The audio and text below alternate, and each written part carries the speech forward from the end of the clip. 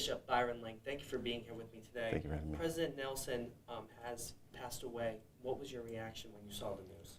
Well, I mean, at 101, we're still shocked. You know, it's not unexpected, but we're still shocked. He was a good man, one of my all-time heroes in his life.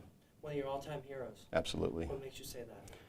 I mean, he's been effectively, if he wasn't the leader of the whole church, he was in the church's top leadership group for effectively my entire life. But the impact that, and the things that he taught me can't be understated. He's a phenomenal leader. What would you say were the biggest things that he taught you? He recently taught us he pled with us. When someone is a prophet and they say, I plead with you, it gets your attention. And he said, I plead with you to do the spiritual work necessary to increase your capacity to receive personal revelation. And I took that to heart and made some adjustments in my own life. What would you say is the biggest impact President Nelson had on the church as a whole?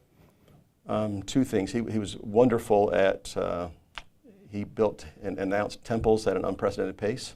Under his leadership, the church announced 200 additional temples to be built. Additionally, he encouraged us to be peacemakers. I would say it's probably his legacy would be to be a peacemaker, to reaching out and loving loving our neighbors. How important is that today, you feel, to be a peacemaker? Well, it's foundational Christianity. As I have loved you, Jesus said, right? Love one another. As I've loved you, to love each other, right? That's what it's all about. And you mentioned, the impact he had. What impact do you feel he had on the East Texas region, President Nelson?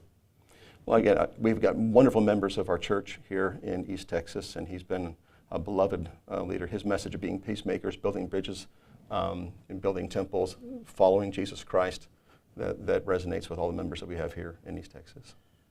Were you able to meet President Nelson personally? I did. One time 30 years ago, I had a chance to meet him. It was a long time ago. I remember that meeting fondly. I'm sure he doesn't remember meeting me, but it was one of the memories I hold dear. What stood out to you from that meeting? What do you remember from it? I can tell you, he had a question and answer session. I was 20 years old. He had a question and answer session with all of us that were there, young adults in the room, and he answered every question citing a verse of Scripture.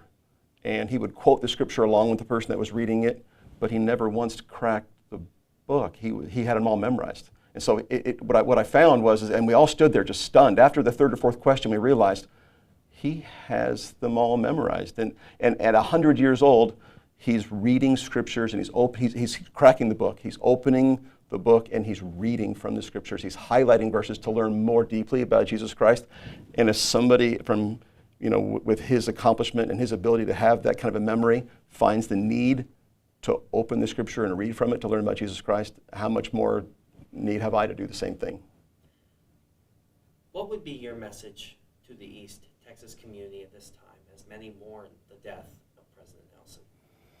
To continue to follow his example, to be more Christ-like, to increase our ability to receive personal revelation, to listen to the still small voice, but to be peacemakers in our community as well, to follow the admonition and the teachings of Jesus Christ, to love our neighbor. Is there anything else that you would like to add? The world lost a very, very good man. This is the Church of Jesus Christ, though. This is his church, and he leads this church in word and deed.